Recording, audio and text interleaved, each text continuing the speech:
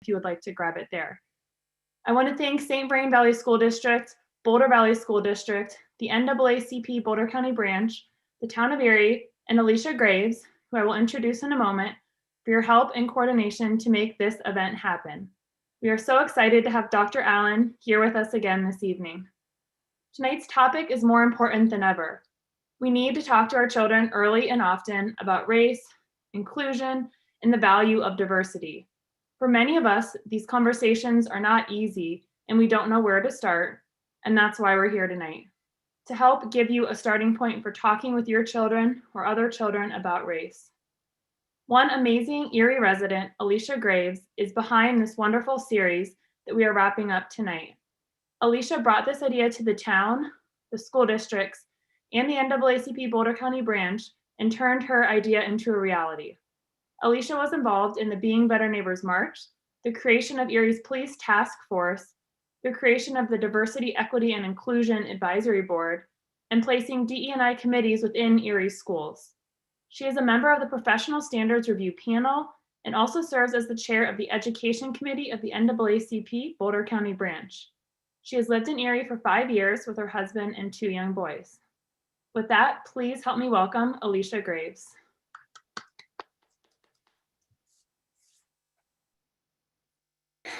Thank you, Mayor Carroll, and thank you all for being here this evening. My name is Alicia Graves. I am an Erie mom and chair of the NAACP Boulder County Education Committee. I'd like to start by sharing a story about why it is so important that our community comes together to begin this dialogue about race. My oldest son is in preschool. When we recently began in-person learning, I, like most of you, worried about the increased risk of COVID. But more than COVID, I was afraid about what kids would do and say to him as a child in a school with less than a dozen Black students.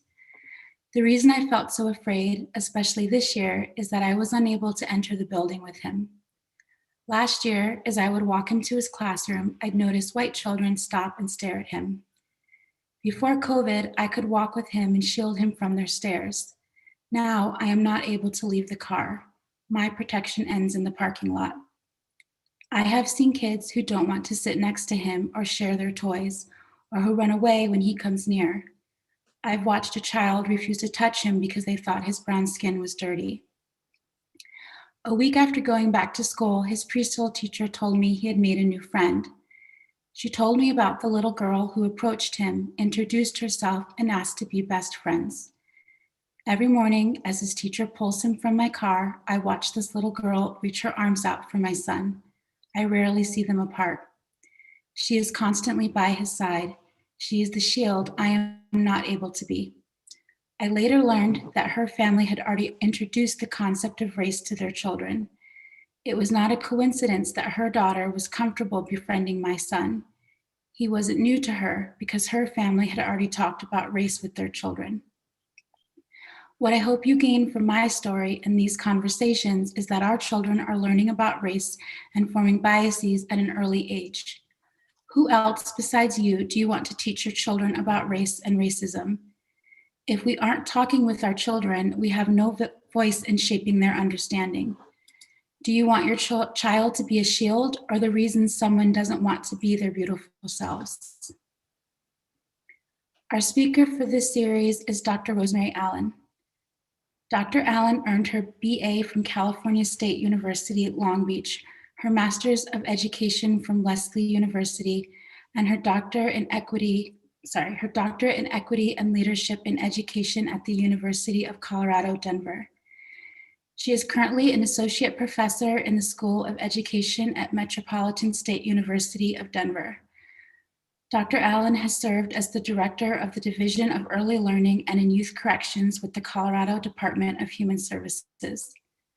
Dr. Allen also serves as the president and CEO for the Institute for Racial Equity and Excellence, which is the lead agency for ensuring equity in educational practices throughout the nation. She is a national expert on implicit bias and culturally responsive practices, speaking at conferences across the country. We are honored to have you with us for this series, Dr. Allen. Please join me in welcoming our speaker for this evening. Thank you. Thank you all so much. I am so excited to be here. I'm just curious, if you've attended any of the other series, just drop it in the chat box. Just say I have. I just want to get an idea of how many of you are repeat. All right. Oh, all four, Brina or Brenai, however I'm pronouncing it right. Okay.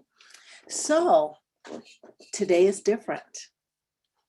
Warning, because all four, today is going to be a little different. You're going to hear some of the same stories when I talk about implicit bias and going up the ladder. You'll hear that again. But I'm pushing the envelope today because we're talking about high schoolers. I see a whole family in this box and I am so excited about it. I'm glad that some of you are doing this with your children. If they're not high schoolers, did you see that cameo just then? If they're not high schoolers, we'll get to a part where I show a video with some words you may not want your children to hear. That slide will say trigger warning. It's the N word that we're going to talk about today because kids use it. So we're going to get real. Maybe I look at Pip's face, it's like, really? and we just have to, because you cannot talk to school age kids unless you are real. So we have to get real, we have to get comfortable. So we're going to talk a little bit about that. We're going to talk a little bit about history. So I have a million things to share with you today. So I am going to go ahead and get started. Let me share my screen. And as usual, please use your chat box and ask questions. If something's burning and you really need a question answered, just say, Rosemary, I'm unmuted. I need to ask this, because this is all about learning and sharing and doing all those wonderful things so that we can grow together. Let me get started here.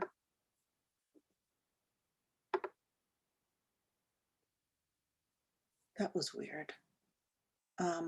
Let's see what happens. Are you seeing just the slideshow? Yes. Okay, great. And that is the wrong slide, but here we go.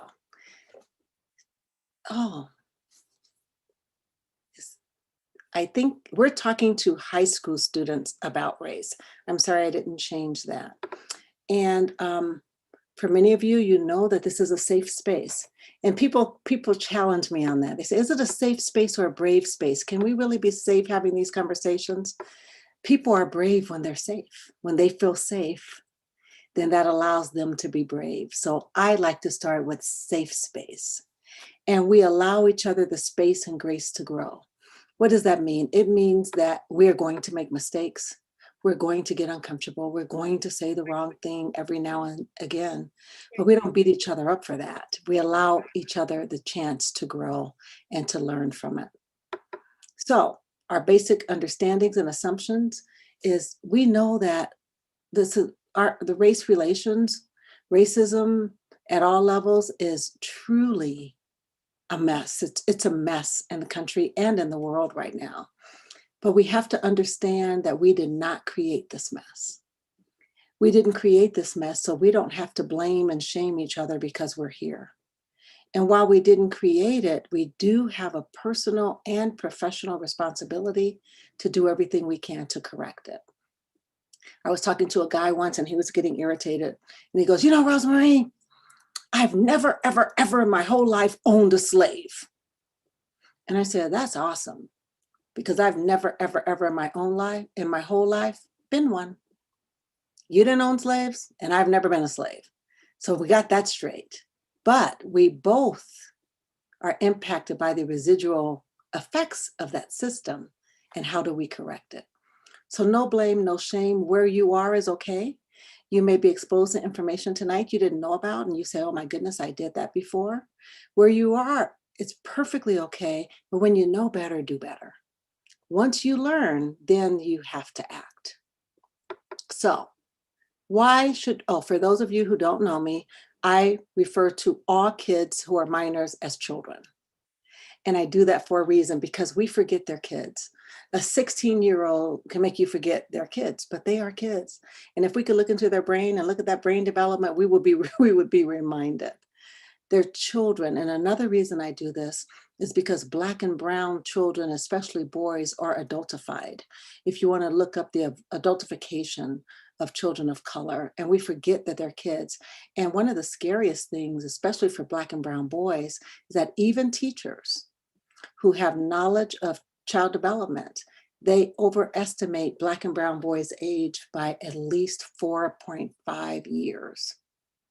So that's interesting. And you can do your own little anecdotal type study of this. Just ask your kids of color, how old do people usually think you are? And you will be amazed by that. So that's why I refer to them as children. So talking to children about race, a lot of times, especially at this age, we avoid it because we're afraid that it promotes racism. But actually the failure to talk about race contributes to inequities. So it's our inability to talk about it that really contributes to the mess. So how do we talk to children about race? And it all begins with you. You have to understand it, be comfortable with it, and talk about it as often as necessary. And that's a lot. But first we have to talk about implicit bias, and we have to know who we are and some of the unconscious beliefs and practices and behaviors that we have as adults. Because even though we believe that we see and treat people as equals, our unconscious bias influence our behaviors and our actions. So what is implicit bias? It's an unconscious process that results in how we feel about people based on how we see them as different from us. And it's an unconscious process that we're not aware of. And as a result of it, we have negative racial biases that have developed over the course of our lifetimes. So I want you to imagine that, and I've told this story before, so a lot of you will hear it again, but imagine that your mother is carrying you in a park and you're about 4 or 5 months old, and she took you out of the stroller, she's carrying you and just talking to you, because anybody who have a 4 or 4.5 month old, you know that's the friendliest age in a baby's life. They're smiling and cooing and just you're enjoying your walk through the park, and all of a sudden a big brown dog off leash runs up to your mom, barking, baring its teeth, trying to get at you. And the dog is barking, barking, barking. And your mom is screaming, screaming, screaming, and holding you tight. She's kicking at the dog and screaming, and the dog is barking, and it's a chaotic scene. Passerbys come, they pull the dog off. Finally, the owner comes and puts the dog on the leash, and everything calms down. Everything's calm. And you continue your walk with your mom. Your mom puts you in the stroller, walks with you, and that's over. Never mentioned again. But at 44, you're walking through the park, and all of a sudden a dog, maybe a big brown dog, is off leash and comes running towards you, even wagging its tail. You may have a visceral reaction to that. You may be terrified of that dog, and you don't know why. But it's because of implicit biases that have developed over your lifetime. These biases are almost, if you can imagine, like a recording in your core area. Everything you've seen, everything you've heard, everything you've smelled, everything you've experienced is recorded on that inner recording. You don't know it's there, but you respond based on those messages. That's where implicit bias lives. And it supports stereotypes that we've seen and heard over our lifetimes. So there are lots of dimensions of diversity, and implicit bias are impacted by all of this. But today, we're going to talk about race. We're going to talk about implicit racial bias. And people say to me, you know, Rosemary, it's not only about race. It's not only about race. And they're right. It is not only about race, because we have all these categories of diversity. It's not only about race, but it is always about race. Always, always, always. How is that? Because on every single indicator of child well-being, Black and brown children are at the bottom. No matter how you slice up the data, Black and brown children are at the bottom, and we can't solve this problem without solving the racial problem. So we have to be aware of our implicit biases. It resides in our unconscious brain. I'm saying that a lot, but this yellow area is what I want you to pay attention to. Unconscious attitudes are less egalitarian than we explicitly think about race. And all we're saying here is that we all want to be better than this. We all believe we are better than this because we simply want to be. And that's actually a great goal, because as long as we understand what implicit bias is and we want to do something about it and we want to be better, we can be better.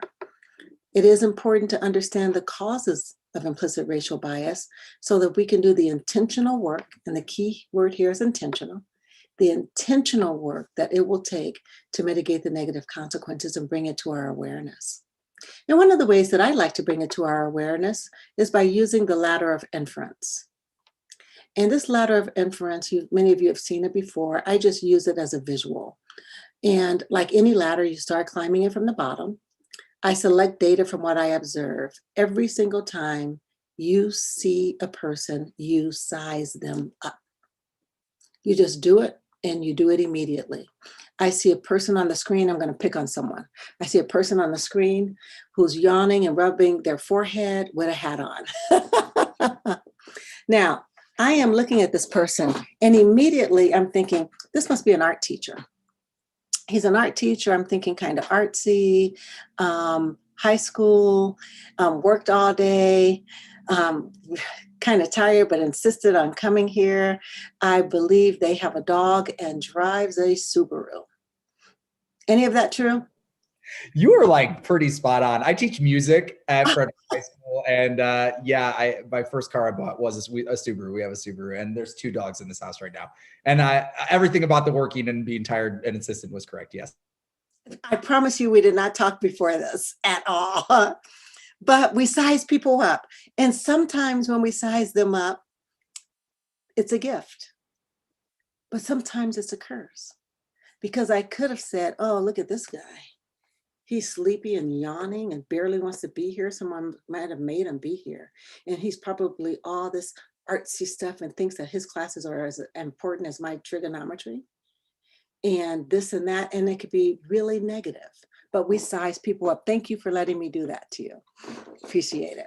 So we select data from what we observe, and then we add meanings. Like I added meaning that's cultural and personal. Don't know where it came from, except I must think this artsy people have a look. I don't know, but it's personal and cultural that we add. We make assumptions based on the meanings that we add. We draw conclusions, adopt beliefs about the world, and then we take action based on those beliefs. And how does that work? I look at Kyle and I say, oh gosh, he's musicy, artsy. I like his vibe. I wouldn't mind getting to know him. And then you think, this is a really, really cool guy, and he teaches high school, and I love high schoolers. I'm going to ask if we could go to coffee or have coffee or something. And that's what happened when we size people up. But then sometimes it's the opposite, where let me give you some examples. So this ladder of inference, it takes milliseconds to complete. Milliseconds. We do it very, very quickly. And the problem is that we don't know we're doing it. So here's an example. I use myself. Rosemary walks in and doesn't speak to me. Now, some of you were explicitly taught that your job is to speak when you walk into a room. That when you walk into a room, your job is to speak. That's the way I was raised. If I walked into my mom's house, she's sitting around with all her girlfriends. Not only must I speak, but I must hug every single person. That's the expectation. Now, some of you were taught that when you walk into a room, you don't disrupt the room. You don't interrupt people when they're talking. You make yourself smaller and you speak when there's an opening. And this is really good to know, because you all are high school folks, and how a student enters the room can either be welcoming or disruptive.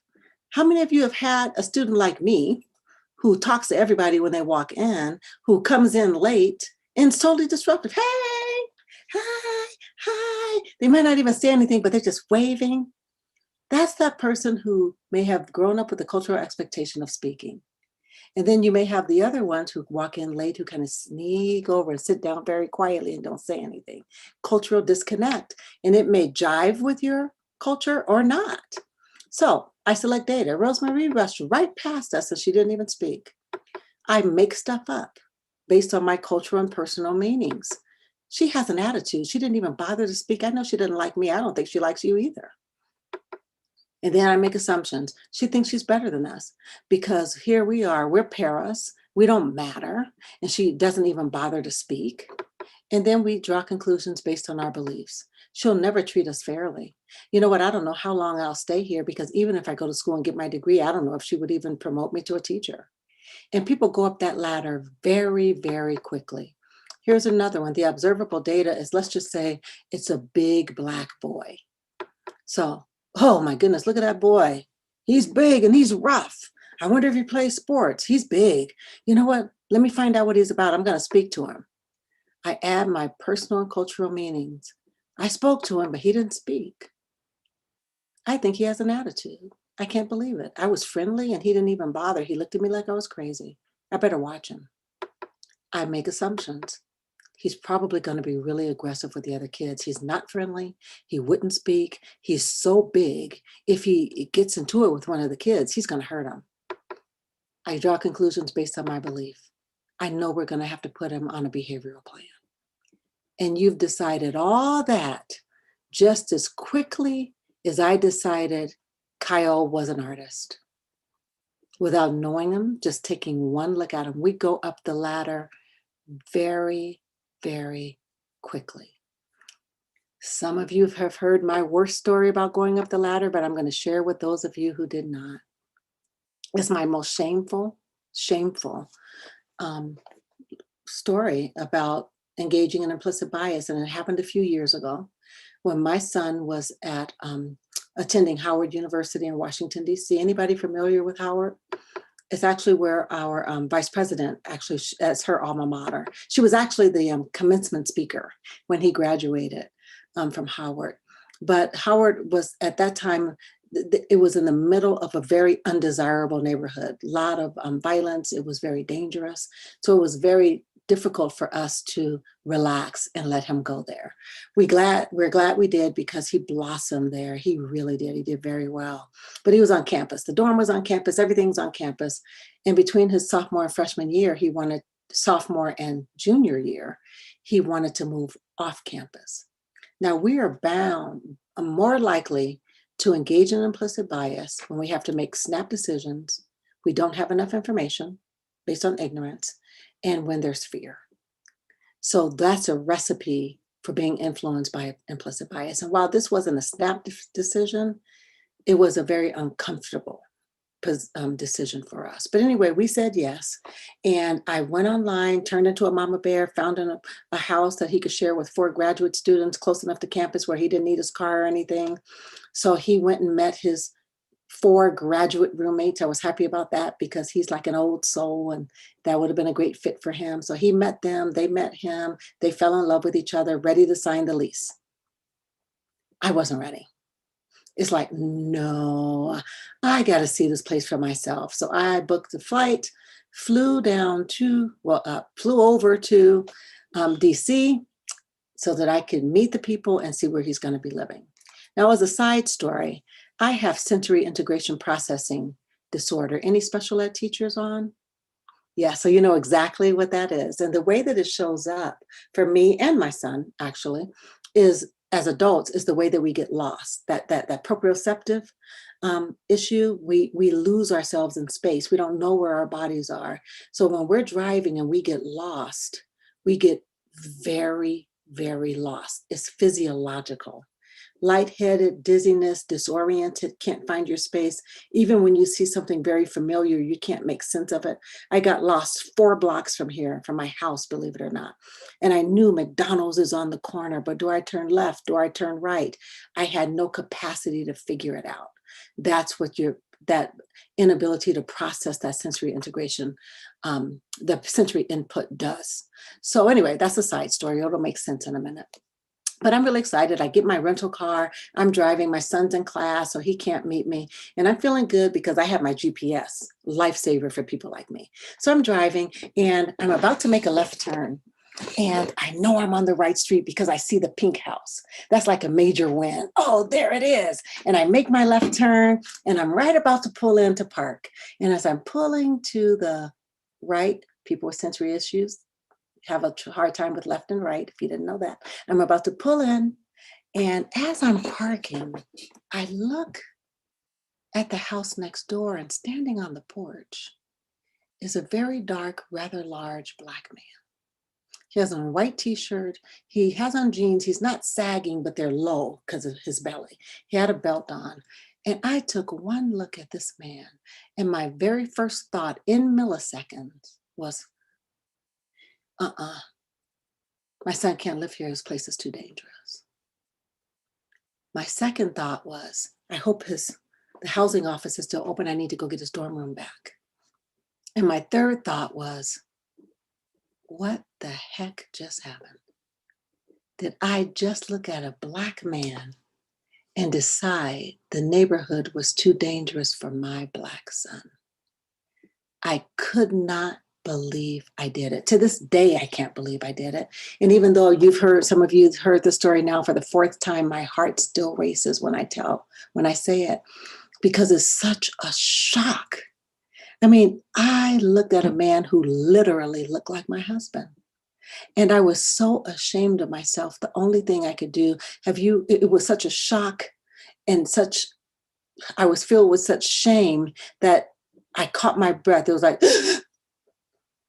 and then I put my hand on the steering wheel, put my head down, and cried and sobbed, cried all my makeup off, snot-nosed cry, and beat myself up. How did I do that? How could that happen to me? Did I just look at this Black man and think the neighborhood was too dangerous for my Black son? And I'm just crying. I couldn't believe it. And then while I was in this whole position of shame, this sense of unworthiness, I do this work.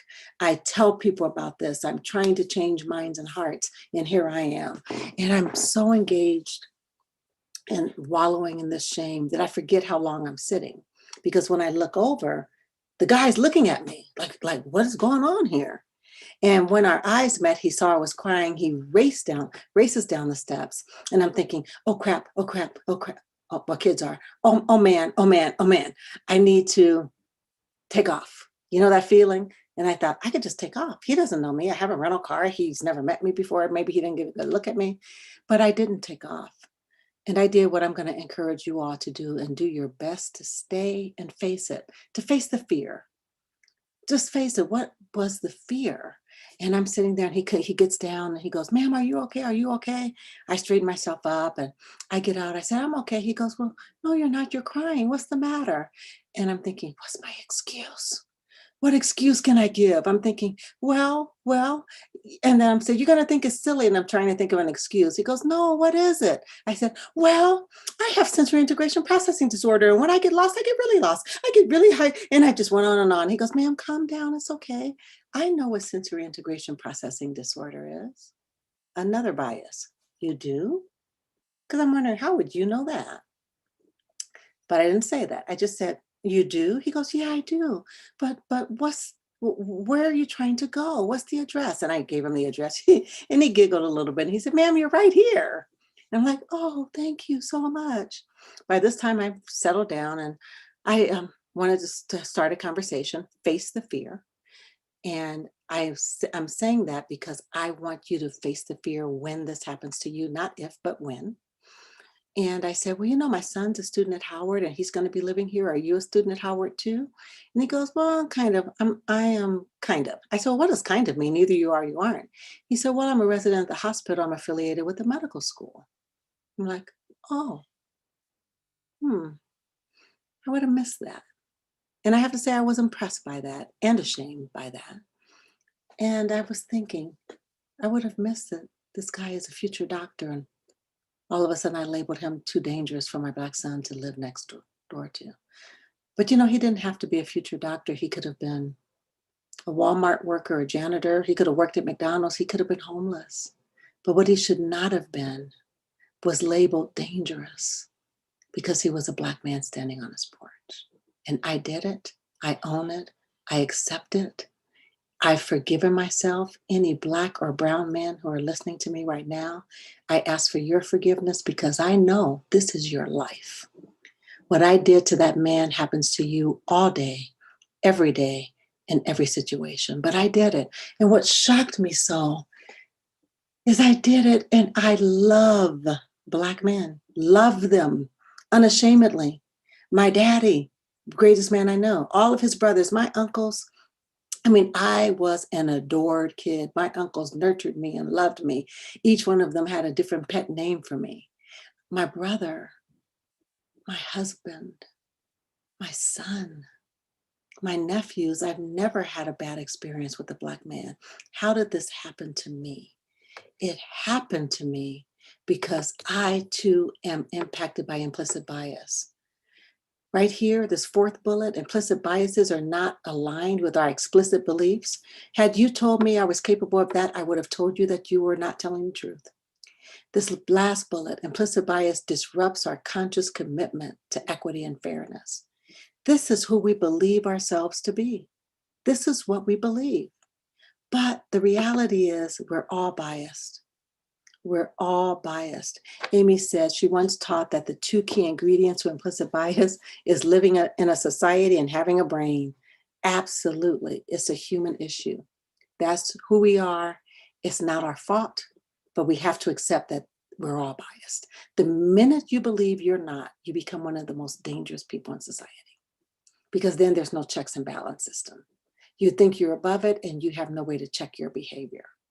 And when you're aware, then you can check yourself, because it could have looked differently. I could have pulled up, made my left turn, happy that I found the place, pulled up to park and thought, oh, I don't know what it is about this place, but it just doesn't feel safe. I'm going to get his dorm room back and we'll try again next semester.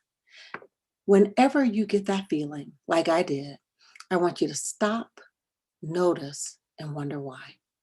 That's the step. Stop. Okay. Notice I am feeling really uncomfortable. And wonder why. Why am I feeling uncomfortable? Why is this happening? Because that helps to disrupt the bias in the moment. You know what? Your children are biased too. Those you live with and those you teach. They are. They have no choice in it, just like we don't have a choice in it. And one of the biggest reasons is because they breathe biased air and drink biased water, and because, as Brian Mark said, they live in society and they have a brain. But do you know that there are some children who are in your school districts who have never, ever, ever, ever, ever had a Black or brown teacher? I'm sure you know that, ever. But think about this. Think about the danger of this, that you have white children who have never seen Black people in a position of authority. They've only seen Black and brown people in positions where they serve them. Think about it. They're their servants. They're the service industry. They work in the cafeteria to serve their food. They drive the school buses to drive them back and forth. They work in the front office to give them tardy slips. They work in maintenance to clean up their messes. Do you see why that's a problem? That they can become adults and never have had any interactions with Black and brown people who are degreed or who are in positions of authority. And that's an issue. And if that's an issue at your school, I don't know how many principals I have on today, but when we talk about diversifying the teacher workforce, that's teaching children life skills. When my husband retired from corporate America, he drove a school bus. And one time I told him, I said, when you talk to your kids, tell them your history. Tell them that you have a bachelor's degree and an MBA and a master's of finance, and that you worked in the defense industry. Tell them so they can see a Black person in a different role, so they won't think that you've lived to drive them around to pick them up to and from school. That's really, really important. But again, aware is halfway there. But I want you all to be aware of your own biases. So we're going to take 10 minutes and we're going to do something a little different today. And there's a link in the chat box. I want you to take 5 to 7 minutes to take the implicit bias test. How many of you have taken it before? Anyone? So this is what you do. When you click on this link, choose the race test. There are several tests. And after you take the test, it's going to ask you for a lot of demographic information, which is important because of research. But for the sake of time, I'm going to ask you to skip, because it'll take too long if we don't. So when you get to the end of the test, just skip all the demographics so you can get your results. And your results will be on the top. It'll tell you what you have a preference for. Is that okay? Your test results are your own business. There's only one thing I'm going to ask of you, not to get caught up in the mechanics of the test. Oh, this is tricky. I don't know if this is right. I want you to focus on your results. So go ahead and click on the link, and it's 7:10. No later than 7:20, we're going to come back and discuss what this means.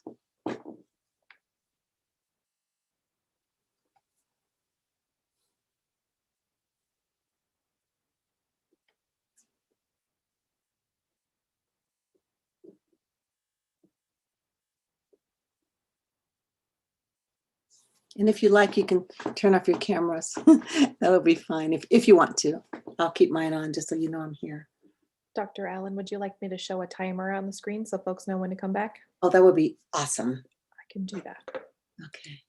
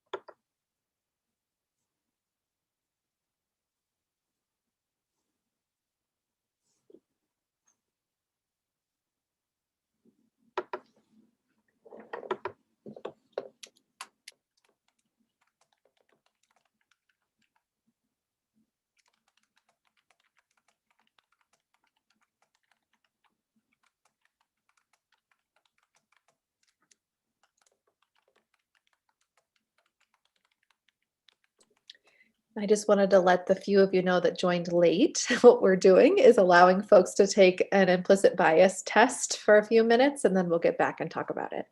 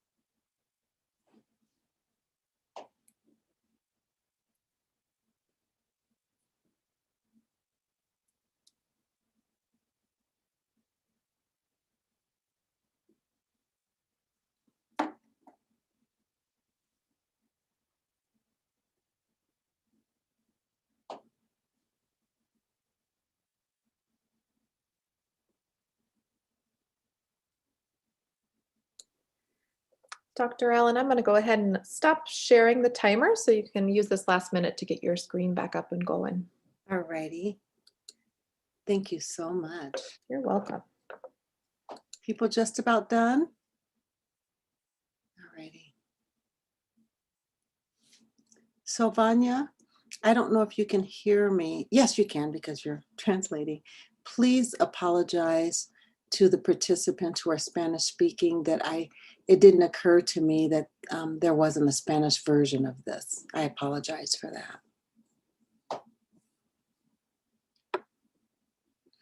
All right, everyone get their results? If not, keep going. How many of you do not have to share your results, but how many of you were surprised by your result? Anyone? The first time I took it, I had a slight preference for white people. That shocked me. It's like, what? They're going to come take my black card. How did that happen? But we're all influenced by bias. Now, one of the reasons I wanted you to take this was so that you can find out what your preferences are. Alicia said she was surprised by hers for sure. It's so that you can know yourself. It's really good to know what your own biases are, but also what a great activity for your students. You know, that we believe we're not biased. Let's take this test. And then there are so many of them. Did you see it? The Muslim, if you have if you have a preference for Muslims over Christians, weight, skin color, which is different from race, skin color, colorism. So it's really interesting. So take these tests, have your students take the test, and moms, you can have your kids take these tests so that you could talk about them. You know, what a great way to have the conversation. And, you know, sometimes the kids are like, I'm not biased. You don't know what you're talking about, Dad. And you can say, well, let's take a test and see. I'll bet you lunch. I'll bet you $5 or whatever the going rate is right now, that it can really open up the conversations for you to engage your children in these tests. Say my TikTok algorithm supports this result. Interesting. All righty. So we have to identify our own biases, and then we have to talk about the issues. We can't talk about race and equity or any of that unless we are willing to do so. We have to talk about race. We cannot address inequities. We can't get to justice without talking about race. But we don't like to, we don't want to, it's uncomfortable, we don't know what to say. We really, really don't. Some of you, if you want to raise your hand, you don't know if you should say Black or African American, if you should say Latina or Hispanic. My girlfriend told me she's Chinese and not Asian, so now I'm really confused by that. My girlfriend from Afghanistan said, well, I'm Asian, and it's like really just make me crazy right now because I thought you were Afghan, and she goes, well, you know, Afghanistan is on the Asian continent, so when I check a box, I check Asian. And then what about our biracial families? We don't know what to say, but one of the things I do want to tell you with your biracial families is that it is not up to teachers to make a child choose. A child does not have to deny any part of themselves in order to fit in. And you as teachers must protect children from other children who try to make them choose. Well, are you Black or white? Are you, what are you? I'm both. I'm this and I'm that. Well, you look this, I'm this and I'm that. And you can say, hey man, you know what? They said they're this and that. They have a right to identify as they like. So make sure that you're protecting children and make sure you're not putting them in a box. But we don't know what to say. My biracial nephew, when someone says, well, what are you? He goes, I'm human, because he really gets tired of the question, which is a very, very rude question. Someone said, it makes me so angry when you're asked to choose one on a questionnaire. Absolutely. One way we could fight against this and stand in solidarity with people is not to answer them. Because research shows that people of color are very hesitant to answer, like on bank applications, job applications, but people know they're of color because they refuse to answer because white people answer no matter what. So imagine if all of us stopped answering, that would be incredible. So think about that, but we don't know what to say and we really don't want to offend. And let me just give you an example of how confusing this is. I was born in 1959. I will be turning 62 on April 1st. My husband was born in the segregated South in 1949. Those of you who have been here, don't answer. Let's see if anyone else knows. When my husband was born in Columbus, Georgia in 1949, what race do you think was put on his birth certificate? What race is he? Use your chat box.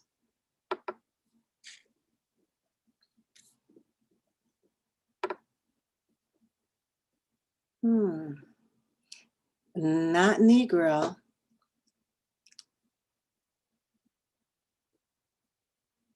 Colored, yes. Alicia Calderon, colored. You're absolutely right. My husband is colored. And every now and then I'll say, come on over here, big old colored boy. I can say that, you cannot. It's always good to know what you can and cannot say. Students, white students are now hearing us say people of color, and now they're starting to say colored people. Not good. Not colored people, people of color. It's not the same thing. It doesn't translate that way. So my husband is colored. 10 years later, what do you think I am? Tim had it, Tim and Paul. I'm Negro. In 1983, when my daughter is born, what do you think she is? I see your mouth moving, but I can't hear you. Let's see, in 1983. Black, she's Black, yep. And 1994, oops, wait, I'm going the wrong way. She's Black. In 1994, my son is what? Yep, African American. That's a family today. One family living today, and you wonder why we're confused. We don't know. In my lifetime, we went from Orientals, which we know we don't ever say, to Asians. Just think of the things, the labels that people have had. We don't know what to say. When I grew up in Los Angeles, it was Chicanos. So, and then when I came here to work and I was working and a family identified as Mexican, and my boss says, what is their race? And I said, they're Mexican. She goes, you can't say that. I said, huh? She goes, you can't say Mexican. And I was so confused because I'm from Los Angeles. And I said, oh, well, they said they or Mexican. She goes, they can say it, but you can't. I'm like, oh, okay. Well, what do you say here in Colorado? She goes, just say Spanish. And I'm thinking, but they're not from Spain. I was so confused. I just shut it down. I do now, but for years, I didn't say anything because I was afraid to offend. Another reason we don't want to talk about race is because it's personal. White people are afraid to be white shamed. They're afraid to be blamed. All the ills of society, I'm being blamed. That's a scary place to be. And Black people are terrified, and people of color are terrified that they'll be accused of using the race card. And then if you never had to talk about race, and now all of a sudden we're having these conversations about race, you can get very, very, very defensive. White Fragility is a good book to read about this phenomenon. So we tend to ignore it. We don't want to talk about it at all. I'm just curious, we're going to have a poll right now. How often did you talk about race as a child? Was it never, seldom, or often? And this is anonymous, so go ahead and fill it out. And this should have popped up on your screen for you. If you see it, you should be able to vote for it.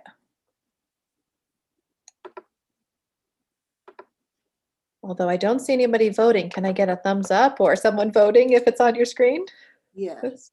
Okay.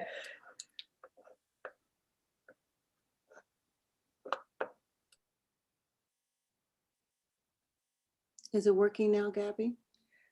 Well, I got a lot of thumbs up, but it's not calculating on my end. So I'm hoping when I end it, it'll all tabulate for me. Okay. Because usually you can see it as it's happening. Usually you can. I'll give it just a second here and then I'll close it out. Okay. It did not capture my results for me. Oh, Let me try one more time. I'm going to relaunch it and hope it works. okay. Maybe. Is that working? They all seem to see it. I could see people get in there and tap it, but it's just not saving results for me. And I'm sorry. It's So okay. we might No, have to use the chat for the it. chat box. So just put in the chat box, never, seldom, often. Okay, a lot of nevers, often, seldom, mostly seldom. Yes, mostly. Oh, there you are. It popped up. Oh, did it? Okay. Seldom. Okay, great.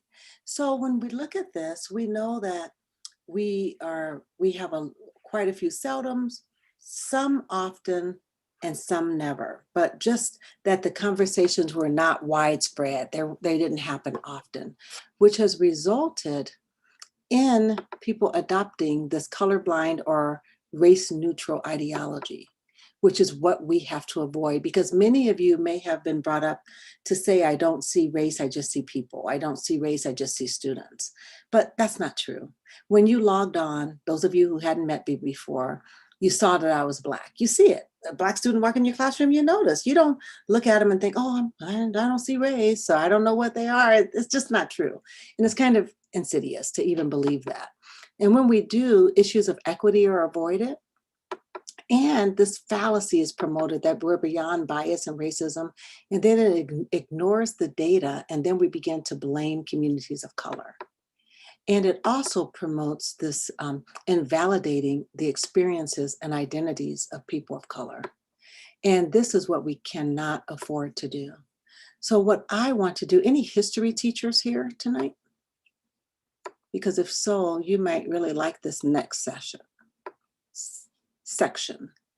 because we're going to talk about the history of inequities. It does no good to point out that there are inequities if we don't talk about why they exist and how they came to be. So we're going to have a short history lesson about how inequities came to be, because when you're talking to your high schoolers, you got to have facts. You have to help them understand, okay, you know what? Yeah, there's racism. Yeah, there's inequities, but let's look at why. How did this happen? How did we get here? Because inequities are embedded in our system. Let's see if this poll works. So is race biological, yes or no? Let's put it up, Gabby, and see if it works this time.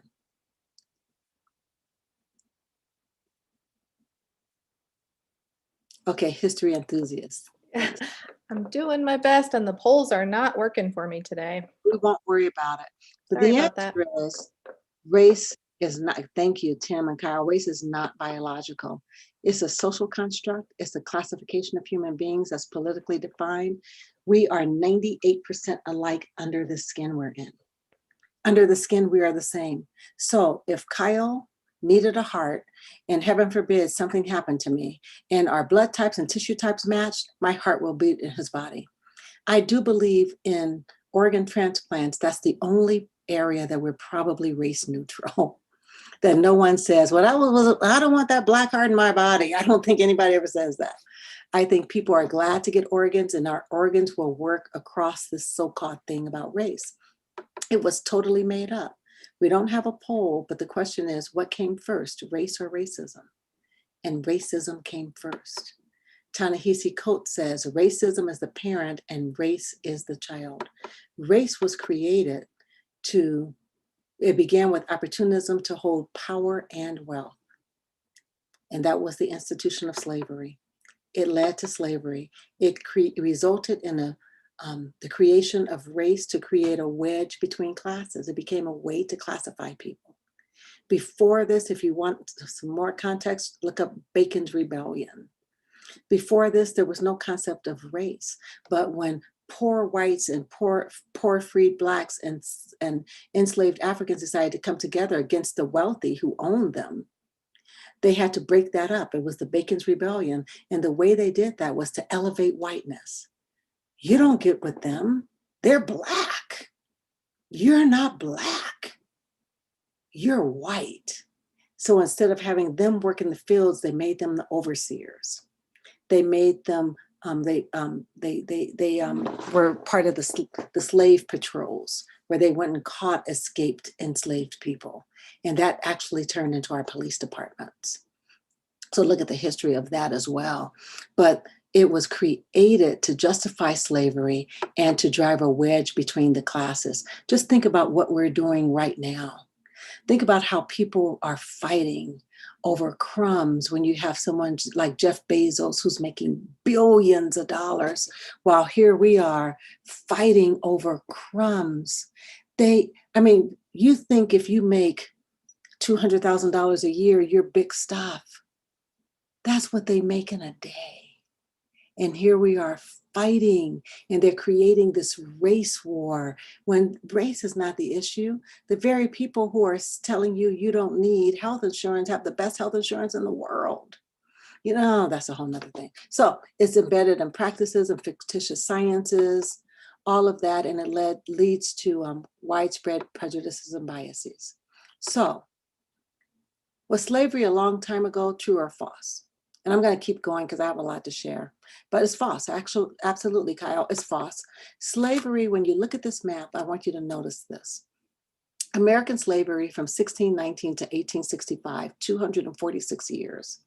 And then after 1865, we spent almost 90 years segregated under the worst conditions of segregation and Jim Crow and lynching and all of that. It wasn't until 1954, just a few years before I was born, that we said, oh, maybe these people have some rights. Maybe they should free. Yes, Renita, the prison industrial complex, definitely. And then here we are, 2000, still fighting. We're in 2021 and we still haven't achieved that freedom yet. It was not a long time ago. So people who want to talk about it, oh, that was so long ago, why aren't you out of it? In my living room today is my grandmother's couch that came from the big house, which was the plantation that her family sharecropped. This is really very, very, very close to our history. So I'm going to just take you through some acts, some of the racist acts that were embedded in our system. Started with the Naturalization Act of 1790. It set the criteria for becoming a citizen.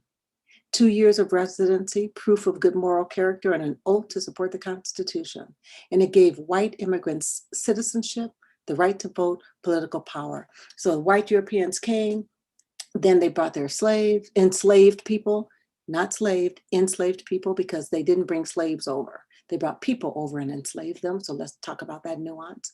They brought them here, but after a while, they had more enslaved Africans than they had white people. So it's like, come on, we need more white people. Come on, you can become a citizen. Come on, we give you this land. Let's talk about what that looks like.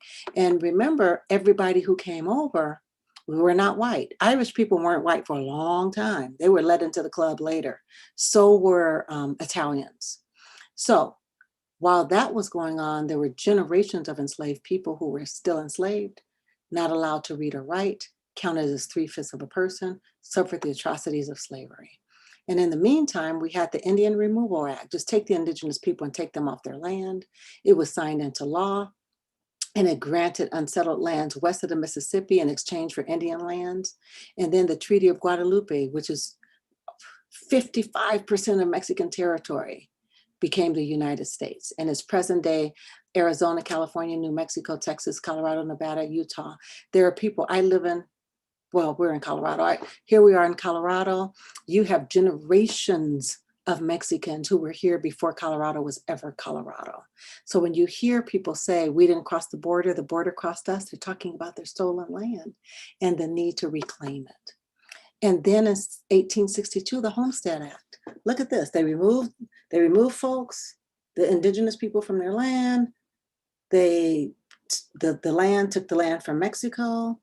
And then here we are in 1862, they had the Homestead Act, granted 160 acres to any US citizen who was a US citizen.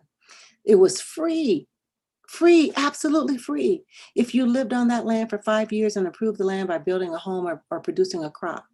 This legislation was intended to incentivize settlement in the Western frontier and aid the continuing territorial expansion of the United States in the 19th century. The greatest way to wealth in this country is owning land and education. Although education, not so much anymore, because the same people who are trying to escape poverty get into a cycle of poverty, because to get education, they have to take out student loans. So that's a whole new cycle. So then the 13th Amendment, freedom from slavery, really? Were they really free? The 13th Amendment banned slavery, except in the case of punishment for a crime. I am so thankful my son is an activist, works for Together Colorado, spearheaded the movement that removed this exception from the Colorado Constitution 2 years ago. But what was a crime? A crime was, they were codified in Black codes that regulated the behavior, activities, and freedoms of Blacks, and it essentially re-enslaved them.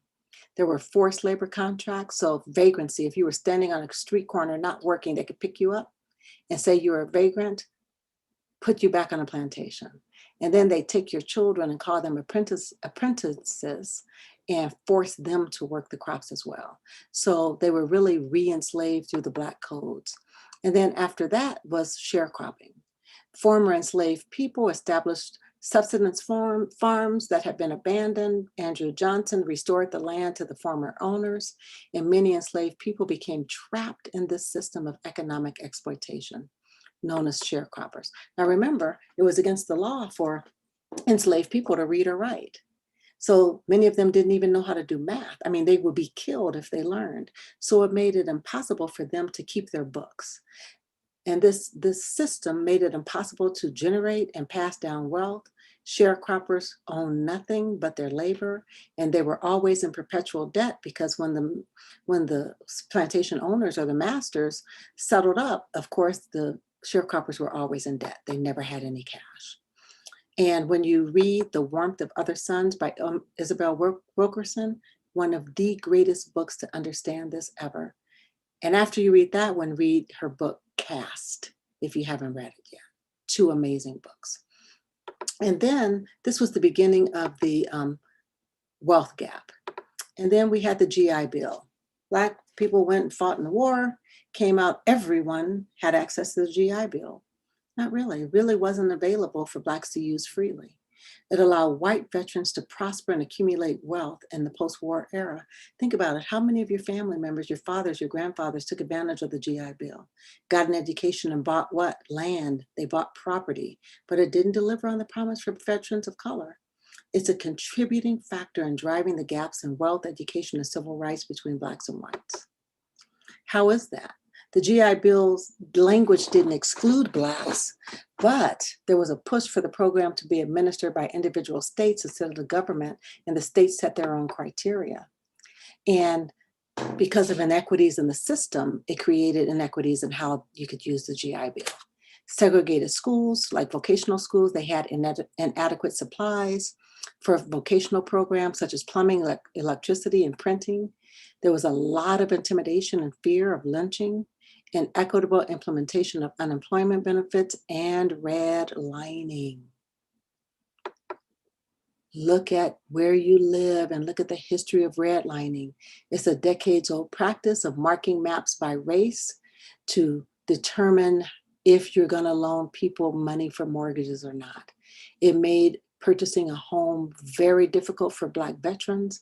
Lenders froze out poor neighborhoods, ensuring that loan assistance and insurance would be denied. And new white suburbs often came with overly racist covenants that denied entry to Black people. Look it up. Ask your homeowners. Ask your title companies for your old covenants. You are going to be shocked. Let me just show you a short video. This is Jamal. Jamal is a boy who lives in a poor neighborhood. He has a friend named Kevin who lives in a wealthy neighborhood. All of Jamal's neighbors are African American, and all of Kevin's neighbors are white. Because Jamal's school district is mostly funded by property taxes, his school is not very well funded. His classrooms are overcrowded, his teachers are underpaid, and he doesn't have access to high-quality tutors or extracurricular activities. Kevin's school district is also funded by property taxes, so his school is very well funded. His classrooms are never crowded, his teachers are very well paid, and he has access to high-quality tutors and lots of extracurricular activities. Kevin and Jamal live only a few streets away from each other. So how come they're growing up in such different worlds with such different opportunities for success? The answer has to do with America's history of systemic racism. To understand it better, let's look at what life was like for Kevin and Jamal's grandparents. Decades after the Civil War, many government agencies started to draw maps dividing cities into sections that were either desirable or undesirable for investment. This practice was called redlining, and it usually blocked off entire Black neighborhoods from access to private and public investment. Banks and insurance companies used these maps for decades to deny Black people loans and other services based purely on race. Historically speaking, owning a home and getting a college education is the easiest way for an American family to build wealth. But when Jamal's grandparents wanted to buy a house, the banks refused because they lived in a neighborhood that was redlined.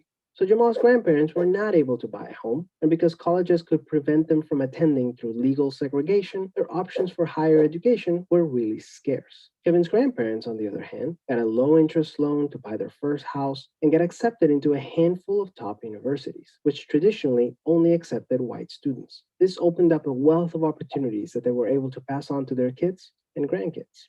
Even as late as the 1980s, an investigation into the Atlanta real estate market showed that banks were more willing to lend to low-income white families than to middle or upper-income African Americans.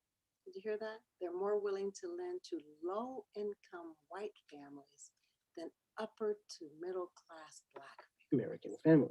As a result, today, for every $100 of wealth held by a white family, Black families have $5.04. A 2017 study confirms that redlining is still affecting home values in major cities like Chicago today. This explains how Kevin and Jamal inherited vastly different circumstances. Unfortunately, That's it. That's a big part of it. And believe me, it's still happening today. When our children graduate from college, my husband and I have planned to help them buy a home. Just, 3 years ago when my son graduated, we had enough money in the bank to buy the home outright.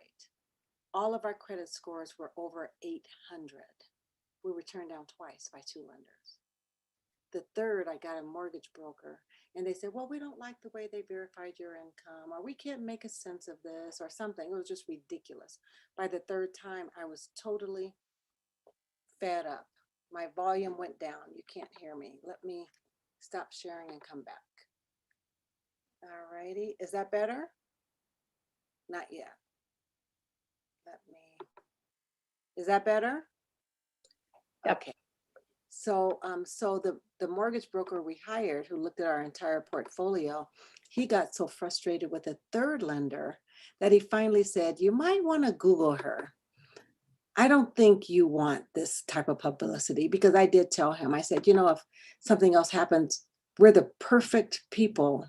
Are you seeing the right screen? Yes. Okay, we're the perfect people to really to publicize racism in lending. And we were able to get the loan, but we should not have had to go through all that.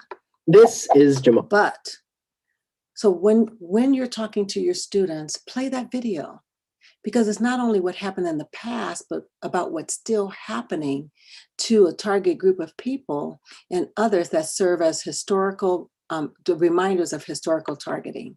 And when you talk to your students about the history, it helps them to understand the history of racism, because we have to neutralize the entitlement, the arrogance, and the judgment that somehow you're better and something's wrong with these people and they're broken. We have to talk about history is going to be very important.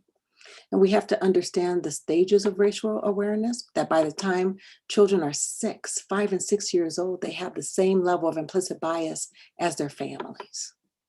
And Black and Hispanic children show no preference toward their own group compared to whites. On the other hand, white kids remain to be strongly biased in favor of whiteness. So what are kids saying in high school? What does this look like in high school? What are they saying about race? And this is what Black children are saying. People need to listen to students of color. And I think that this is a big thing, even just in our society, is that like, as people of color and as youth, we know what we need. Like, we don't need teachers to tell us what we need.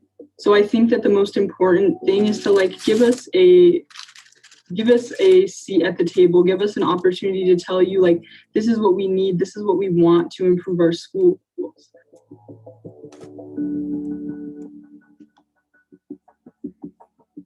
If you as a school know that, you have a problem in terms of race and treating minorities in your school and not being as equal and fair to them, then you need to look internally and see what you can fix, and you need to address it thoroughly and not quickly.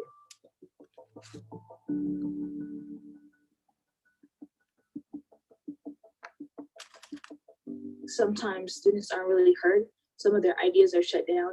And I feel like that's not helpful, because at the end of the day, it's like the students going to the school, going through these things, and they're going home, living their own personal lives. And, it reflects in their academic life sometimes too. So like listening to the students and actually like implementing that would be helpful. I think like that could start with just like a simple like opening up to like a discussion. You as a principal or counselor should know what's wrong in your school. So looking in internally and reflecting and saying, all right, these are some complaints we've been having. This is what I see that's wrong in the school. Take your time and try and fix it. And really take your time and try and fix it, because you owe it to those students that are at your school every single day.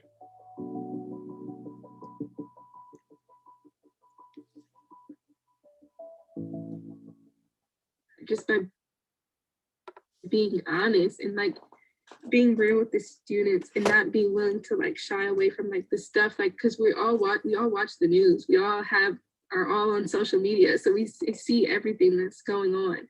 So if they're more honest and more willing to talk about it and like even willing to like answer questions or even talk about like the stuff on the news, like I feel like that would do justice in the schools. There needs to be like reformed school policies around microaggressions. I think there are things that students say to other students that, while, as my administration said, are not discrimination because they didn't say it to you, are definitely things that are wrong. So I think just reforming those policies, but also making sure that there's some restorative justice in there. So suspending a kid for 3 days because they said the N-word, I don't know how much that will achieve, or talking to them in the office or putting them in safe. But if you actually took the time to like teach that student like why you can't say the N-word and make them more cognizant of that, I think that there are a lot of students that if they really understood why those words are inappropriate, they wouldn't use them anymore. To make Black students feel safe and supported, I think that, you know, some teachers might have to get out of their comfort zone and talk to a student like, all right, you know, this is what it is, and how can I as a teacher understand where you're coming from? Clear people, they gave us the blueprint. They said, give us a seat at the table. Allow us to tell you what we need. Address issues thoroughly, not quickly. Listen, they want their ideas to be listened to, implement their ideas, have discussions, look at internal issues, identify what's wrong and try to fix it. Be honest and don't shy away from the issues. Be willing to talk about it and answer questions. Develop policies to avoid microaggressions and get out of your comfort zone. Because our children are talking about race, and it's not always positive. Now, this next video I'm going to show families who have young children. This is a trigger warning. They're not saying nice things. This is not the video that says the N-word, but that one is coming up. So if you have young children, you prefer not to hear that, please mute your phone now or mute your computer now. Let me just say, we go to a large high school. There are about 2,000 students. 60% of them are Black. There's like a 10% of like Asian, whatever, blah, blah, blah, all those things. And then there's white people, which is like, I'm not good at that, never mind. Anyway, so out of the 60% that are Black, 90% of the kids that graduate are white, 90% of them. Not a lot of Black kids graduate from my school. They don't like make a living for themselves. They just drop out of high school. I'm gonna have kids. I'm gonna get a welfare check. Get my GED. I'll get my GED. I'm gonna go work at McDonald's, and if I keep having my babies, Shaniqua, Liko, and Jaqueque, I'll keep getting my welfare check for having my babies. Like that is how. Okay, maybe up north or wherever the hell you people are from, maybe that's not how the Black people are. But here, racism. And don't think for a minute that children at your school aren't engaging in these kinds of conversations. They are. And they're not being very smart and they're posting them on social media. How do you address it? If you don't talk to them about race, they're going to create their own reality based on their very limited knowledge. You know, the girl didn't know what she was talking about. She couldn't even get her percentages right. Just talking. And right now, their peers are their greatest resources. You're going to have to make that shift, but we're going to have to talk about it and talk about what you see and what you hear and what's on the news. Here are some recommendations. First, examine your own understanding of race. That's why I went through that little history. Online, somewhere on YouTube, I go through the entire history of inequities. If you put Rosemary Allen, history of inequities, you can see the entire video. But if race wasn't discussed in your household growing up, do some research on your own, reflect on what it brings up for you.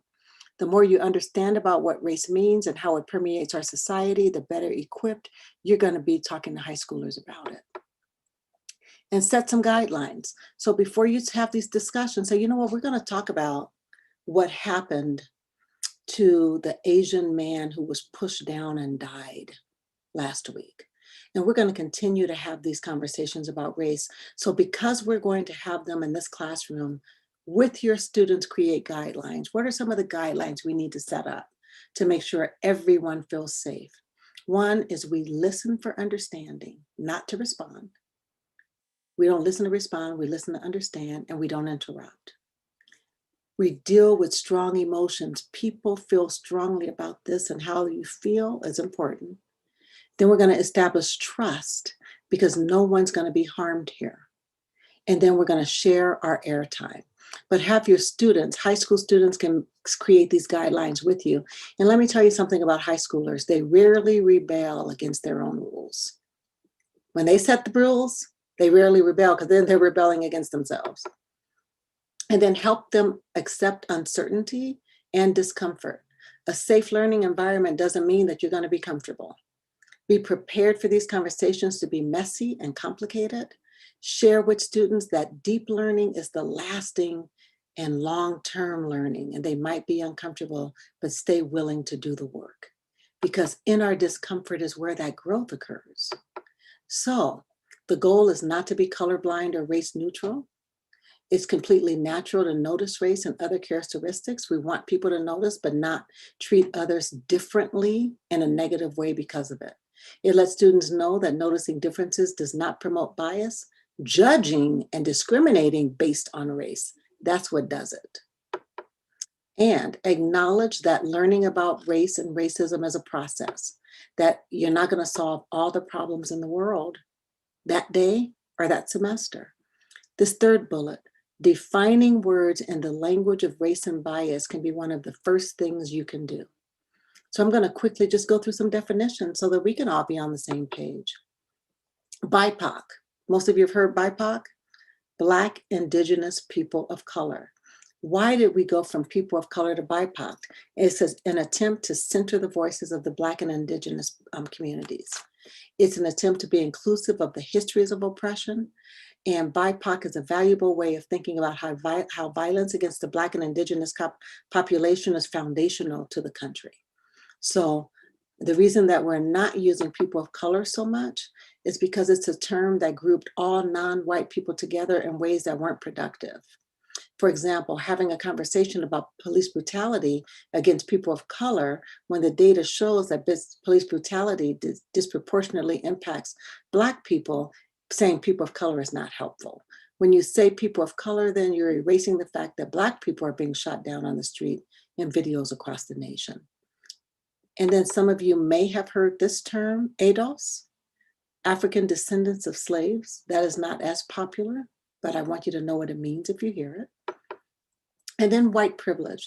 Now, this is a term that I personally don't use. It means unseen, unconscious advantages, and it's the power of being normalized.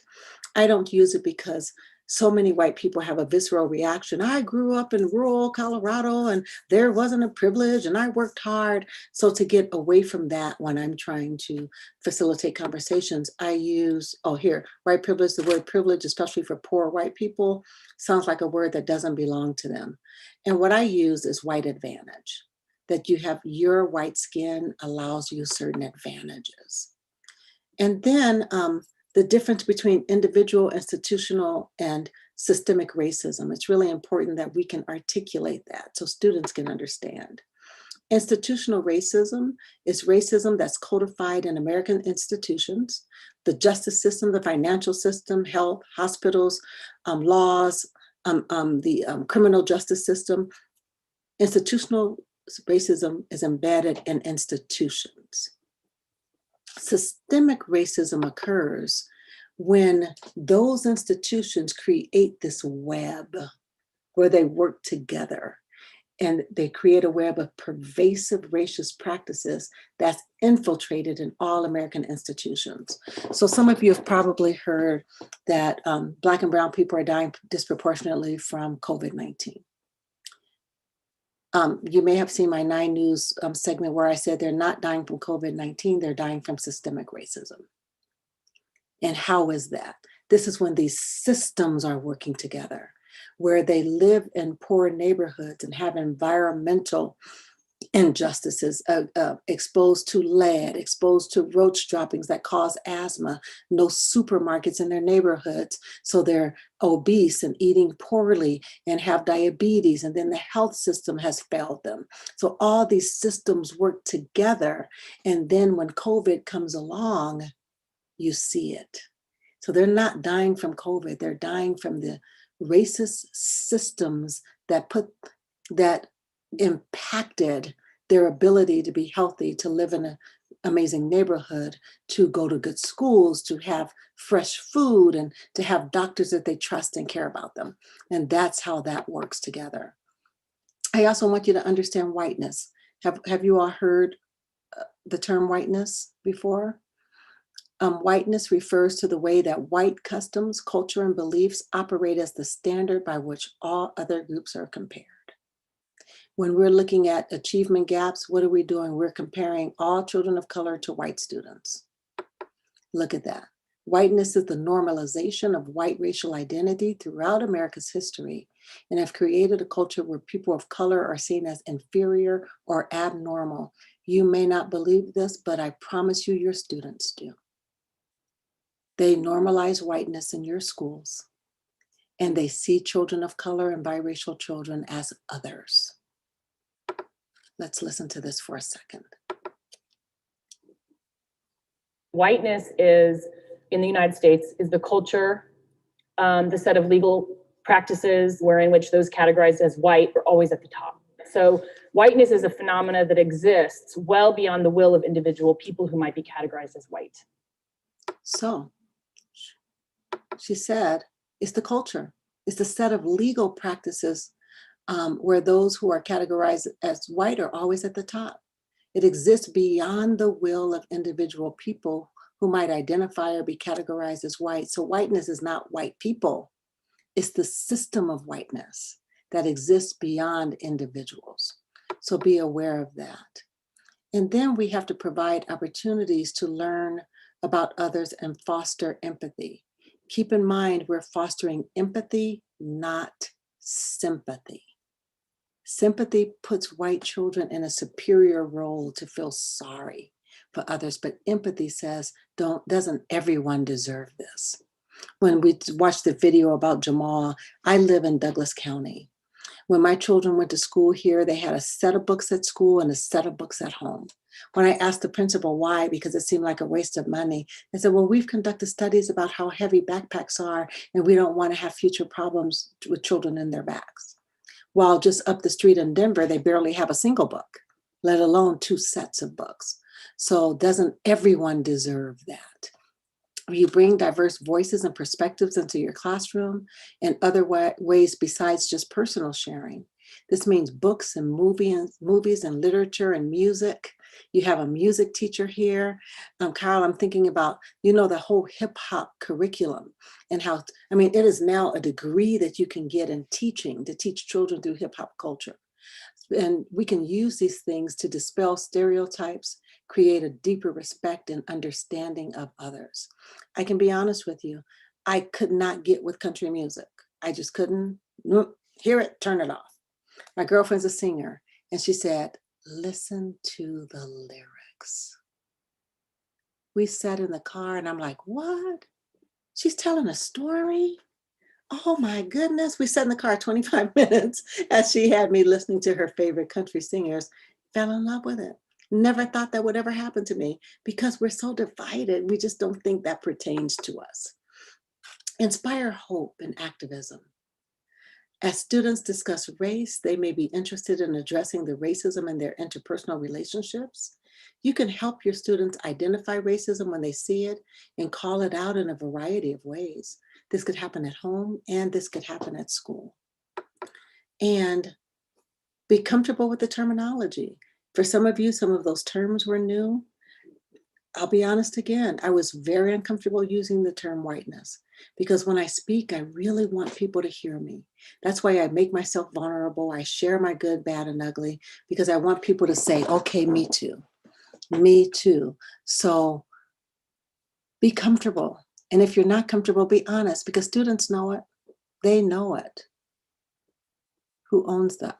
So I got a recommendation for Who Owns the Ice House. They said it's a great book. So be willing to have hard conversations. These are high schoolers. They will call you on your stuff every single time. Anybody been called on it? They know when you're scared. They know when you don't want to talk about it. They know when you are uncomfortable.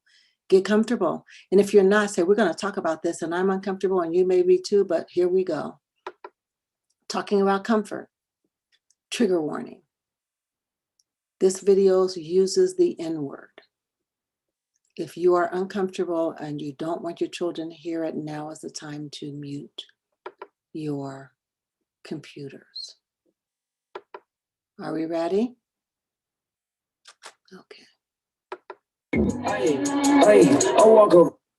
Oh my God! Yes, I can say nigga more. Nigga. I'll walk over. So be aware that your children are probably saying this behind closed doors. And she said, be aware of the roots of music you're bringing into the classroom. Yep. Oh, minstrel songs. Oh, yes. Okay. We can talk about that. That's amazing. But we all know that it's an unwritten rule that when people who are not Black hear a song and the N word is used, you don't say that. You've heard that, right? You don't say it. But you may not be able to explain to your students why you can't say it. If you're willing to raise your hand, how many of you are like, I really don't know why. It is part of music and I don't know how to articulate it. It's okay if you don't. You know who taught us how to do that? Ta-Nehisi Coates. He has a wonderful, he has a wonderful video explaining it. Now he does use the F word to describe a gay person.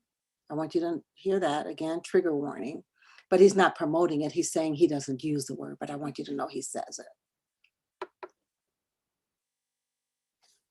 Last week, Northwestern had this concert with Lil Uzi Vert. He uses the N-word profusely, like a ton. And there was an email sent out to students who went to this concert saying, you don't have a right to use this word, which I 100% agree with. Like as a white person, I don't have any right. I haven't, until reparations are paid, until there's some sort of giving back, there's no right. But what do you say to, I don't know what to do when I hear my friends using this word in a song. I don't know what to do when it's all the time. Words don't have meaning without context, okay? My wife refers to me as honey. That's accepted and okay between us. If we were walking down the street together and a strange woman referred to me as honey, that wouldn't be acceptable. The understanding is I have some sort of relationship with my wife. Hopefully I have no relationship with this strange woman. When I was young and I used to go see my family in Philadelphia where my dad was from, they will all call him Billy. His name is William Paul Coates. No one in Baltimore called him Billy. And had I referred to my father as Billy, that probably would have been a problem. That's because the relationship between myself and my dad is not the same as the relationship between my dad and his mother and his sisters who he grew up with, right? We understand that. It's the same thing with words within the African-American community or within any community. My wife, with her girlfriend, will use the word bitch. I do not join in. I don't, say, hey, I don't do that. I don't do that. And perhaps more importantly, I don't have a desire to do it. You understand? A while ago, Dan Savage was gonna have this show that he was going to call Hey Faggot. I'm not gonna yell faggot at Dan Savage. That's not my relationship with the LGBT community. And I understand that, and I'm okay with that. I don't have a desire to, yell out the word, faggot. I just don't have that. The question one must ask, if that's accepted and normal for groups of people, we understand that, it's normal actually for groups to use words that are derogatory in an ironic fashion. Why is there so much hand-wringing when Black people do it? Black people are basically, however you feel about it, they're not outside of the normal rules and laws for humanity. I had a good friend who used to have this cabin in upstate New York, which he referred to as the white trash cabin. He was white. I would never refer to that cabin. I would never tell him I'm coming to your white trash cabin. I just wouldn't do that. I think you understand why I wouldn't do it. The question one must ask is why so many white people have difficulty extending things that are basic laws, of how human beings interact to Black people. And I think I know why. When you're white in this country, you're taught that everything belongs to you. You think you had a right to everything. You had a right to go where you, you're conditioned this way. It's not, because your hair is a texture or your skin is light. It's the fact that the laws and the culture tell you this. You have a right to go where you want to go, do what you want to do, be however, and people just got to accommodate themselves to you. So here comes this word that, you feel like you invented. And now somebody will tell you how to use a word that you invented. Why can't I use it? Everyone else gets to use it. You know what? That's racism that I don't get to use it. That's racist against me. You know, I have to inconvenience myself and hear this song and I can't sing along? How come I can't sing along? You know what I mean? And I think, you know, for white people, I think the experience of being a hip hop fan and not being able to use the word nigga is actually very, very insightful. It will give you just a little peek into the world of what it means to be Black. Because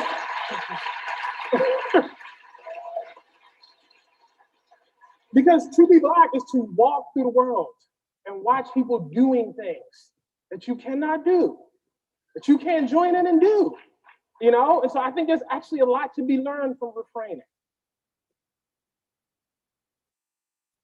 Thoughts? Feedback, ideas, ahas?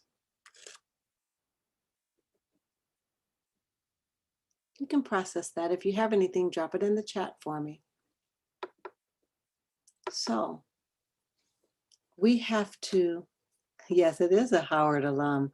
We have to have frank conversations that are safe for everyone. And one student talked about how one of her high school teachers talked to the group. He said him keeping it very factual and making sure that state students were kind of like staying within those bounds. So when students would kind of start veering off, making generalizations or things like that, he was really good about correcting them, but in a way that wasn't calling them out, but just kind of like in a group learning moment. Hey, you know, I know you probably didn't mean it this way, but let's just make sure we use this kind of language when trying to talk about a very diverse group of people. So that one went, I think, particularly well. I really like this quote. I'm sorry, I don't know who said it, but I thought it was just a good idea to share this with you, to share what students appreciated about the talk. Having frank, hard conversations, not calling people out, but correcting them in a way that they weren't shamed. And when your child brings up a topic related to race, don't be afraid to keep the conversation going. Let them know it's okay to talk about what they notice. Instead of telling the kids to keep quiet, refrain from using particular words or make specific observations out loud, just talk to them. Ask them what they notice. Find opportunities to ask questions. Read a book with your kid. Ask them why someone is being treated a certain way. Is it because of the color of their skin or their gender? And it leads to rich conversations. Someone says, oh, they enjoyed the video. Is there a link that we might be able to use it with students? Gabby, do you mind just going to YouTube and dropping that link in there for me? Yes, I can do that. Okay, thank you. Oh, here someone says, I'm in 9th grade and I personally love Ta-Nehisi Coates and watched that video in my 8th grade social studies. I heavily recommend his work and his talks. Now that is an 8th grader telling you all how much they enjoy that. So someone else said they struggle with how to discuss language, and particularly with white, mostly male parents.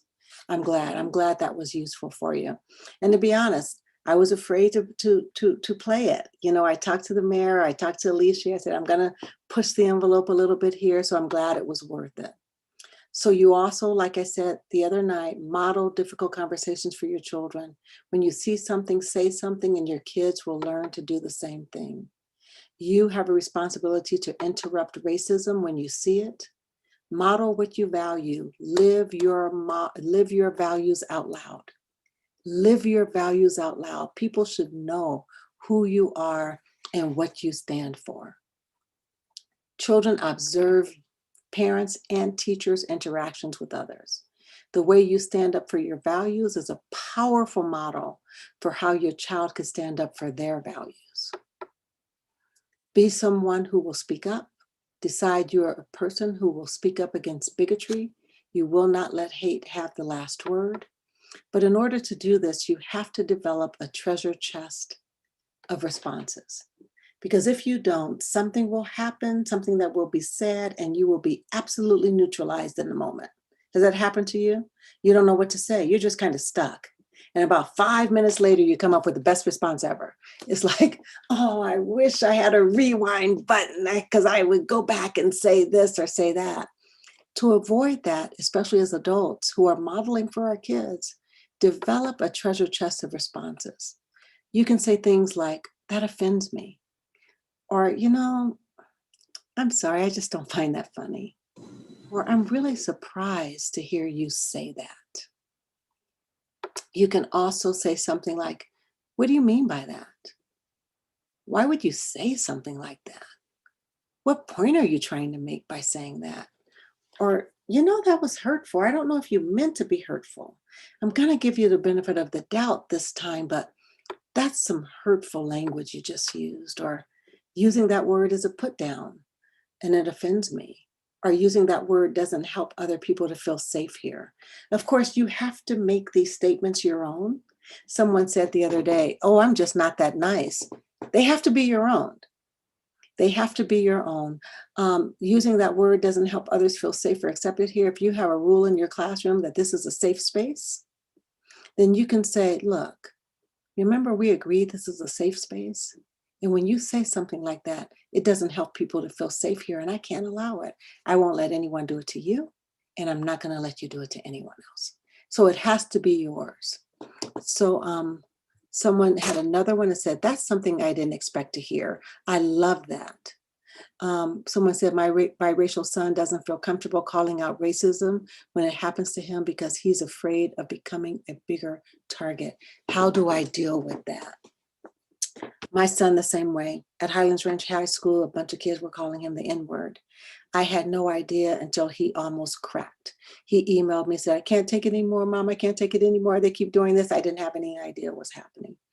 But then when I came up to the school, don't make a big deal because maybe I'll be a target. You know, these kids have that fear. But what I had to tell him is that he has a right to be protected, and so does every other Black child at the school. And if we don't help these kids to grow, then they're going to continue to do it. And the others may not have a mom who could take off work and come. Another one may not be as strong. There are children who are killing themselves because they're bullies. We have to protect you, and we have to protect them.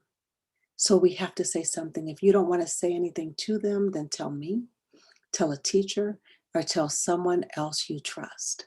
Now, I grew up in a household that had a culture of silence. What happened in this house stays in this house, and we didn't talk about things outside of our home. It wasn't until my friend's son killed himself when they were going through a divorce. And I set my children down and said, you talk to anybody who loves you in our family. Anybody, whoever you need to talk to, you talk to someone so that we can stop this and help those children to grow, because we have that responsibility. Help me understand, Amanda, thank you. So here it says 100% on understanding the history of music with the lyrics. Okay, and the songs, take a time and read that, and there's a link there. Allies are important. My kids have 2 moms. Their friends call out others who say hurtful things. Educating gives everyone an opportunity to be allies. I love that because this is, well, I thought it was coming up next. It's coming up, Alicia. Hate isn't behind all hateful speech. So sometimes people say things and they don't know the harm that's being caused. I have used words and I didn't know that they were derogatory. I didn't know, but once I learned, I never used them again.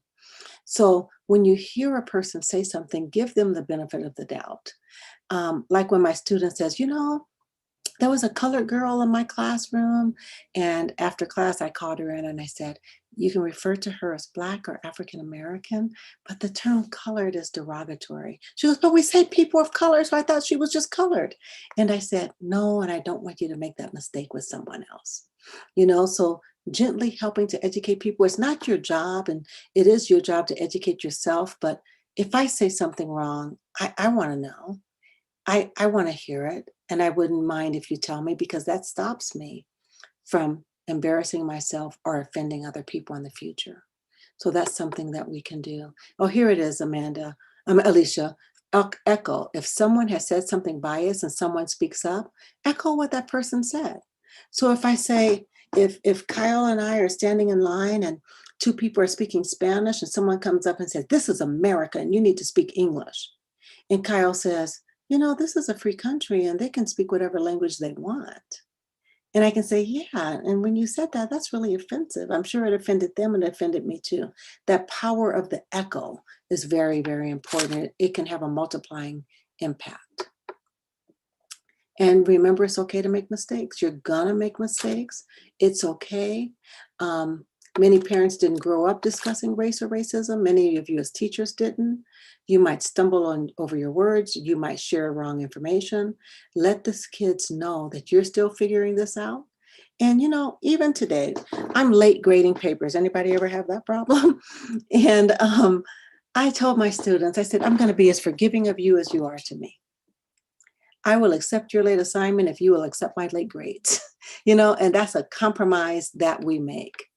And DRSM Talk says, I think it's important to reduce hip hop to just a genre of music. It's too easy to forget that it's an accepted culture. Yes, and not the latest top 40 song. Absolutely right. That's why they're teaching through this whole culture of hip hop.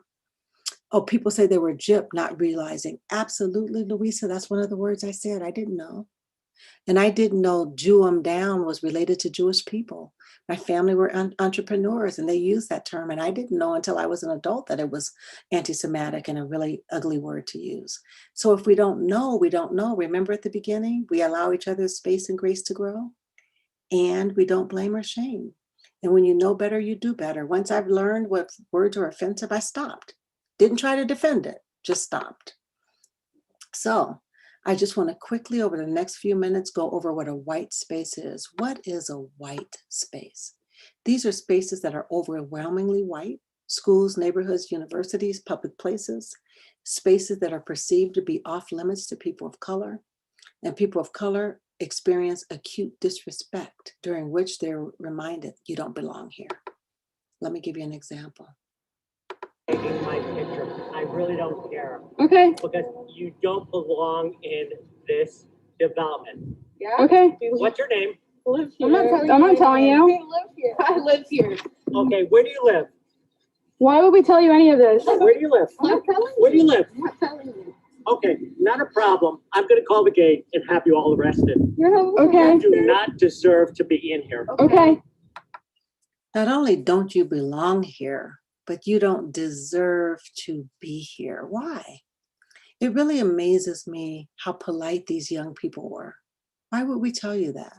We don't have to tell you that. Notice that even if you ever saw the film of Philando Castile, who was killed in the car while his girlfriend was in the car and she taped it, even after the police shot her fiance, she kept referring to the police officer as sir. And I don't even know what to make of it, but it's just amazing to me that even in the face of racism, the victims are still polite somehow. And then if they're not, there's something wrong with them. Then they're blamed. Have you ever noticed that? Then they're blamed. I tell you, my fear of being labeled the angry Black woman helps me to be measured in situations where most people will blow a gasket. It's just pretty amazing, but that's a white space. It's a gated community. He didn't know them. You don't belong here and you don't deserve to be here. So my question is your classroom a white space? Is your school a white space? Are marginalized people in your classroom experiencing acute disrespect? Are they over-policed? What does that mean? Are they called every time they're tardy, every time they're late, every time they get out of their seat? Have you weaponized a child's name? Jamal, sit down. Jamal, come over here. Jamal, what are you doing? Jamal, that's not funny. Jamal, you need to be quiet. Is it a white space? Are they reminded they don't belong? This is my classroom. If you don't behave, you can leave. We know we kick them out because suspension rates tell us that. Is it a white space? What does it look like? Here's some daily acts of bias in the classroom. Mispronouncing, making fun of, and shortening certain people's names that are not traditionally white. I had a workshop today earlier, and a person's name was Patient Confidence, was their first and middle name. She said people laughed at her. I have a rep, a telemarketing rep, whose name is Pepsi. And she said, oh, she got Pepsi Cola all the time. But then we have Spanish-speaking families, and they introduce their children, and they say, hi, this is my daughter, Adriana and Patricia. And we say, hi, Patricia, hi, Adriana, as if that was correct, and it isn't. There's no unpronounceable names. We just have to learn it, but don't shorten it. I had a college student whose name is Sashiko. And one of my own colleagues said, that name is too hard. I'm just going to call you Sasha. No, you won't. You don't have a right to change a student's name. A student has a right to hear their name, for it not to be shortened and not to be mispronounced or made fun of. Using racial slurs. Are students using this in your classroom? Also, racial teasing, taunting, and bullying on social media. And assuming a Spanish-speaking child is undocumented, as well as assuming students only eat stereotypic ethnic foods, or those with hijabs are teased. Now some kids think it's funny to snatch them off. It's not at all.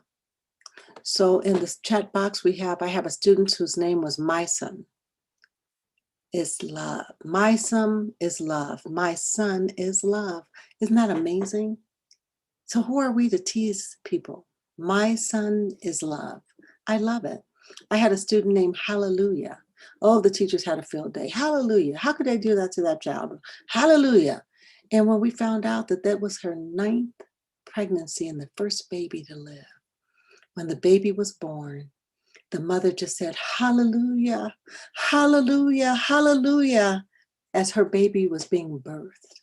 And they decided that would be the baby's name. Who are we to criticize that? You don't know people's stories behind their names. Dr. Small Talk, I just figured that out. It took 4 times. I got it. Dr. Small Talk on the graphic. Yes, it's a lot of fragility at work, conflating minstrel folk songs and refusing to remove these songs. Absolutely agree with what you said. There's a lot of work to be done in this area. Love your point about hip hop culture. Yes, there's such depth to the music. Absolutely. And yes, kids are using racial slurs. And thank you in the prior session where you explained the origin of Black parents naming their child Mr.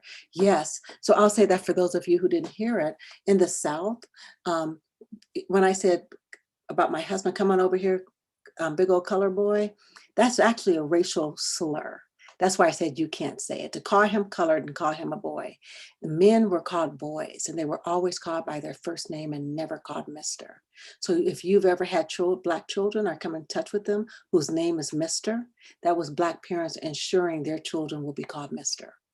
So that was so they named the child Mr. so that they would be called Mr. Absolutely. So in favoring one group of children over the other, oh my goodness, it's almost 8:30.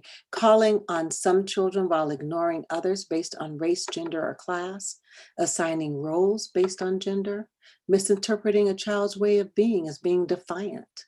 And again, those stereotypes, labeling Latinas and Black girls as being sassy. And you know what else? This is an important one, failing to protect children of color. Pay attention in your classroom. See how white students are treating students of color. Do they shy away from them, stay away from them, laugh at them when they walk by, touch their hair, which is an absolute no, absolute no. I wish I had more time to go into that. Assuming people with an accent are unintelligent. Again, labeling and stereotyping Black girls and Latinas as loud, angry, sassy. Treating a person differently because of their hairstyles. There are students who are suspended because of their hair. This student was suspended and barred from graduation because of his locks. We have 7 states that have passed laws banning discrimination against Black hairstyles. And many of you saw this. Good morning to you, Dan. On one side, you have a white ref with a documented history of using a racial slur. And on the other side, a 17-year-old African-American student who has competed in more than 20 matches this year alone with no issues, but this time he was given an ultimatum. Cut the hair or take the loss. Let me tell you. By this morning, the video posted online by a local reporter had been seen more than 10 million times. I can barely watch it. My son wears locks. I started them. They are a labor of love. That is his crown for his head. And for them to chop his locks off like that. And you know, I have to tell you the first question. Now, see this guy in the black? I don't know if this video shows it, but he had an ally right there.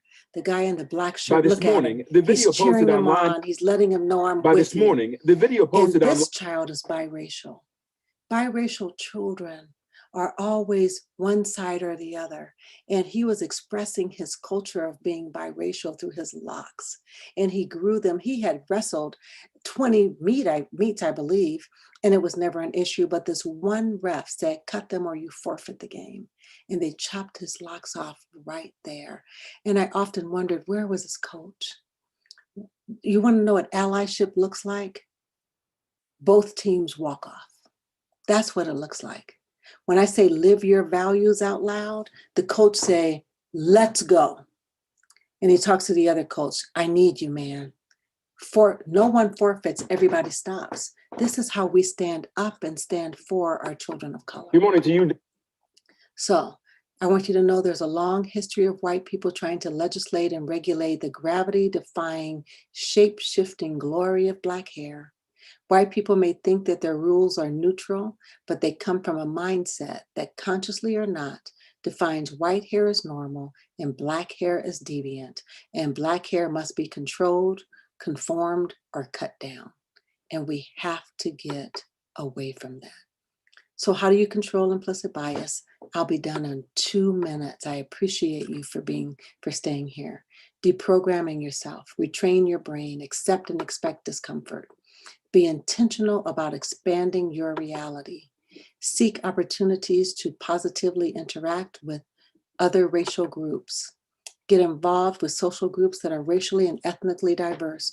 Your assignment from me tonight is to go to your social media page, Instagram, Facebook, or Twitter.